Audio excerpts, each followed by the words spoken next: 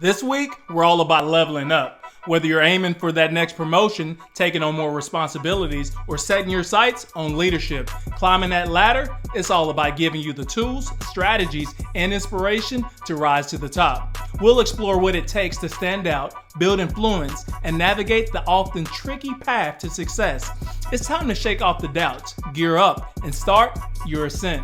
Because there's no limit to how high you can go when you're determined to climb. Check out this week's thought leader. She's dropped some serious nuggets about climbing the ladder. Lastly, if you're selected to contribute as a thought leader, you'll help people understand the hustle and inspire the next generation of leaders. So continue to hit me up for your feature. Hi, I'm Captain Lily Lovera. I work in the U.S. Army, and I have been working in the U.S. Army for about 12 years. I started my career kind of late. I didn't begin my bachelor's degree until I was 28. By the time I was 32, I commissioned into the U.S. Army because I went through the ROTC program at my college, and I have been doing that ever since. I did enlist for a little bit, so I was a nutrition care specialist, and then I decided that I was going to do healthcare administration, so I majored in that, got my degree, and I became a marketing director for assisted living communities. And I was in the reserves at the same time. I went through a leadership track where I was a platoon leader, XO, executive officer, and then I became a commander. And then I decided to go active duty. I am an officer in the United States Army, a captain rank as of now. I've been an officer for about 6 years. And so, yeah, I've been doing that since, and now I'm currently working as a medical recruiter at the Pittsburgh Medical Recruiting Station. So I started kind of late in the game. During my career, I guess during my life, I just began living. I got married, had kids, and then I pursued my AA degree because education was always important for me. And my goal in life was to have a bachelor's degree and have a house. Growing up, I came from a family with a single mom. She had to work her butt off just to pursue her goals and just to make sure that we were taken care of as kids. So my goal was just to ensure that her work was worth it. So it was hard paying for my own school, but then I decided to join ROTC after I received my AA and completed basic training. And so it took me 2 years to finish my bachelor's after my AA. And since then, honestly, my mother inspired me to pursue something better for me than the life that she had. And so I did that, and healthcare was always intriguing for me. I always wanted to help society, and I knew I didn't want to be a clinician, so I decided to take the administrative route, and I've done that ever since. I think for me, it has to do a lot with what you value in life. For example, if you value money, I think personal success would be to become rich. If you value family, your personal goal in life is to have a family that you're proud of. For me, I value education and I value family. And with that, thankfully, money comes. But for me, having success in my professional life came about because I focused on those specific things. And I worked really, really hard to become the best person I was, the best version of myself that I could be in whatever it is I was doing. Whether it's mopping floors or being the CEO of a company or being a commander in the Army, for me, having success means that you are the best version of yourself in whatever you're doing at the moment. With regards to personal success, for me, having personal success is having those relationships that you value and having them thrive, and being a person that can be there for whoever it is that you value in life, as well as for people within your immediate circle. I think the biggest misconception for a soldier or U.S. Army is that life is super tough and that we're all kicking down doors and shooting people, or people are always shooting at us. I just think that, example, when I told my mom that I was going to join the Army, she was not very happy about it. It wasn't something that she wanted for me, but I was older. I made the decision. And now she's one of the most proud Army parents because of all the success I've accomplished within my career and within my personal life due to the opportunities that were offered to me by the Army. So I think the biggest misconception in her mind was that I was going to go and die somewhere. And that's just not true. I think I've lived a very peaceful life because of the Army. The Army has given me opportunities that I wouldn't have had in other careers. And, even when there was problems in my life and when, there was certain times where, maybe due to outside factors, my life was flipped upside down, my leadership within the Army made sure that family came first. They put my needs first. They put my mental health first, and they assisted me through my issues. And I think the biggest misconception for me is that it's a very rough world out there if you're an Army female, and I have not experienced that within my career. I think life isn't always a straight line, and there are always times that you're doing well and something will happen, and maybe what you thought was going to be your path just isn't, or things change, and it's hard to deviate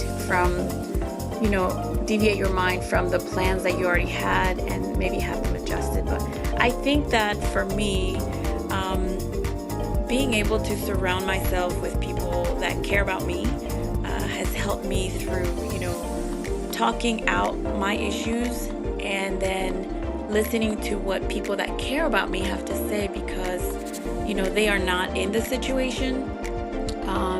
So for example, 2 years ago, I was going through a very rough time personally, and one of my kids was in the hospital, and just being surrounded by my team, people that cared about me, who could look out for me, who could be there for me,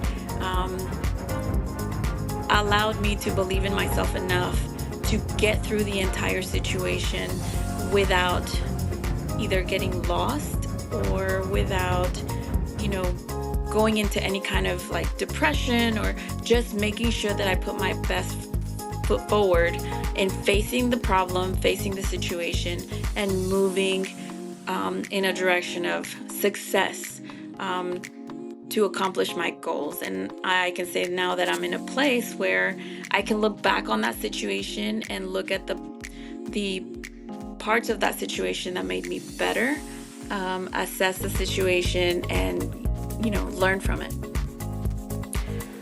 I can honestly say that my path maybe was not a straightforward path. I didn't graduate high school and just go straight into college. I was working full time, having a family, paying for my own school. It took me 10 years to get my AA. It took me, a lot of hard work to accomplish becoming an officer in the United States Army. And since then, just a lot of hard work, making sure that I do right by the people that report to me, and then to become an asset to the people I report to. So for me, being a medical recruiter within the Pittsburgh area allows me to help others achieve their goals, allows me to offer scholarships to people that want to go in the medical profession, and to feel good about what I do, and to make sure that I'm setting other people up for success, to give them the opportunities that maybe I didn't know about. And that is my goal in life right now, is just to make sure to be an asset to those people who may not know that they're missing out on a scholarship or a stipend or bonus or something that could help them through their postgraduate studies. That's where I come in. That's where I my office and my team comes in to help through those application packets, because it's a long process. And we just help guide people through ensuring that they have the best option available if they want to pursue, medical school, vet school, dental school. They want to be a physical therapist, occupational therapist. The Army does have a lot to offer, so I'm just glad that I can be an asset. Navigating office politics. Staying ahead without selling out. Let's face it, office politics are part of the game. Whether you love it or hate it, navigating office politics is essential to stay ahead in your career. But here's the catch. You don't have to sell out or compromise your values to do it. First, let's break it down. Office politics isn't just about backstabbing or playing dirty. It's about understanding the power dynamics, knowing who's who, and figuring out how decisions get made. The key is to be smart, strategic, and always true to yourself. So how do you stay ahead without losing who you are? Start by building solid relationships. Don't just focus on the higher-ups. Connect with your peers, your team, and even those outside your department. When you build a solid network, you create a support system that's got, guess what, your back. And you're less likely to get caught off guard by hidden agendas of others. So next, be a keen observer. Pay attention to the unwritten rules, who has influence, how decisions are really made, and what behaviors are rewarded. This isn't just about gossip. It's about understanding your environment so you can navigate it effectively. But remember, integrity, it's everything. It's easy to get tempted to play the game the wrong way, especially when you see others cutting corners to get ahead. However, compromising your values for short-term gains, listen, that only hurts you in the long run. Instead, focus on being consistent, reliable, and someone others can trust. Your reputation is the most valuable asset, so you want to protect it at all costs. Also, don't shy away from tough conversations. If there's a conflict or tension, address it head on, but do it respectfully and professionally.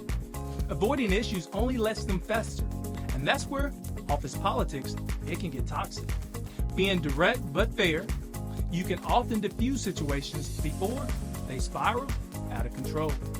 And here's a big one, okay? So stay focused on your goals. It's easy to get caught up in drama, but remember why you're there. Keep your eyes on the prize and don't let petty politics distract you from what really matters. That's your growth, your performance, and your future. Finally, know when to walk away. Some battles aren't worth fighting, and some environments aren't worth your energy. If you find yourself in a place where office politics are getting in the way of your peace and your mind or your ability to succeed, it might be time to consider other options. Your career is meaningful, but your well-being, that's priceless. So the next time you find yourself navigating office politics, remember this: you can stay ahead without selling out. Be intelligent, strategic, and most importantly, be yourself. And with this approach, you can rise above the noise, build real influence, and keep climbing that ladder with your integrity, guess what? Intact. Ultimately, it's not about playing the game, but it's about mastering it on your own terms. Stay sharp, stay focused, and remember your values are your compass. From intern to CEO, the long road to success. Imagine starting at the very bottom of the corporate ladder, where your days are filled with tasks no one else wants to do, fetching coffee, filing papers, and running errands. For most people, this is just a stepping stone, a temporary position before they move on to something bigger. But for one individual, this humble beginning was the first chapter of an incredible journey that would take them from intern to CEO. This story begins with a young person fresh out of college, eager to make their mark in the world. They landed an internship at a well-known company, but the excitement quickly faded when they realized just how low on the totem pole they really were. They weren't given important assignments or trusted with major projects. Instead, they were stuck in the background, doing the grunt work no one else wanted to do. It would have been easy to become disillusioned, to feel like their talents were being wasted. But instead of complaining, they decided to treat every task, no matter how small, as an opportunity to learn. They watched and listened, soaking up everything they could from those around them. They noticed how the leaders in the company conducted themselves, how decisions were made, and how the business was run. As time went on, their hard work and dedication started to get noticed. They were given more responsibilities, and with each new task, they proved that they were capable of so much more. They stayed late, volunteered for projects, and made sure that every job they did was done with excellence. But the road to success wasn't smooth. There were setbacks, disappointments, and moments of doubt. There were times when they wondered if they would ever move beyond the role of an intern, if all their hard work was really going to pay off. But they never gave up. They kept pushing forward, determined to prove their worth. Years passed, and their perseverance began to pay off. They climbed the ranks within the company, moving from one position to the next, each time taking on more responsibility. They faced challenges head-on, learned from their mistakes, and continued to grow. Their journey was long and often difficult, but with each step, they got closer to their goal. Eventually, the day came when they were offered a leadership position. It was a validation of all their hard work, but it was also just the beginning of a new chapter. They took on the role with the same determination and drive that had fueled their rise. From intern to manager, they knew that leading wasn't just about having a title, it was about making tough decisions, inspiring others, and always striving for excellence. And then, after many years of dedication and perseverance, they were offered the position of CEO. It was a dream come true, but it wasn't a stroke of luck that got them there. It was the result of years of hard work, learning, and growth. They had earned every step of that journey, from the bottom all the way to the top. Today, as CEO, they lead the very company where they started as an intern. Their story is a testament to what's possible when you combine hard work, perseverance, and a willingness to learn. It's a reminder that success doesn't happen overnight, and it doesn't come easy. But if you're willing to start from the bottom, put in the work, and never give up, you can achieve anything, even the highest position in the company. So, the next time you find yourself doing a job that feels beneath you, or facing a challenge that seems insurmountable, remember this story. Success is a journey, not a destination. And with enough determination, grit, and a refusal to quit, you too can climb the ladder, one step at a time, until you reach the very top. Strategies for career progression. Career progression is the goal we're all aiming for, right? But let's be real, it's not always a straight path. Sometimes it feels like you're making all the right moves, but you're still stuck in the same spot. Or maybe you're just not sure what steps to take next. If you've ever felt like this, you're not alone. This week, we're tackling the challenge of career progression. We'll break down some strategies to help you move forward.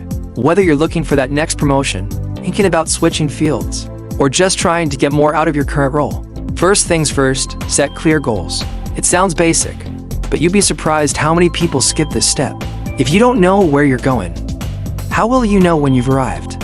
Set both short-term and long-term goals.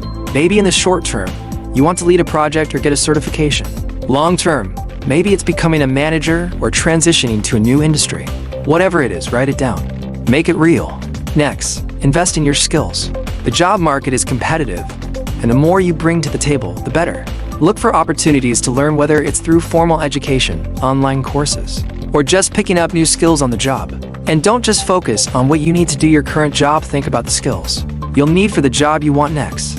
Networking is another key strategy. You've heard it before, and that's because it works. But networking isn't just about shaking hands and collecting business cards.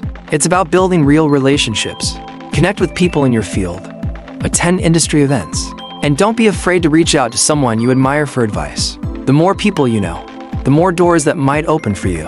Then there's the power of mentorship. If you don't have a mentor, find one. A good mentor can offer guidance, support, and a fresh perspective. They've been where you are, and they can help you avoid pitfalls and seize opportunities. And when you're further along in your career, remember to pay it forward, be a mentor to someone else. But let's not forget about visibility. Sometimes it's not enough to just do good work, you need to make sure people know about it. Speak up in meetings, volunteer for high visibility projects, and don't be shy about sharing your successes. It's not about bragging, it's about making sure your contributions are recognized. Lastly, be patient but persistent. Career progression doesn't happen overnight, and there will be setbacks along the way. You might not get that promotion when you expect it, or you might face unexpected challenges. Don't get discouraged. Keep pushing forward, keep learning, and keep showing up. Persistence pays off. So, here's the challenge for the week. Take a hard look at where you are in your career and where you want to go. What steps can you take this week to move closer to your goals? Maybe it's setting up a meeting with a potential mentor, signing up for a course, or even just updating your resume. Whatever it is, take action. Because career progression isn't just something that happens to you, it's something you make happen. Remember, your career is a journey, not a race. The important thing is to keep moving forward, one step at a time. With the right strategies and a commitment to your growth, you can and will progress. Keep your eyes on the prize, stay focused, and never stop hustling.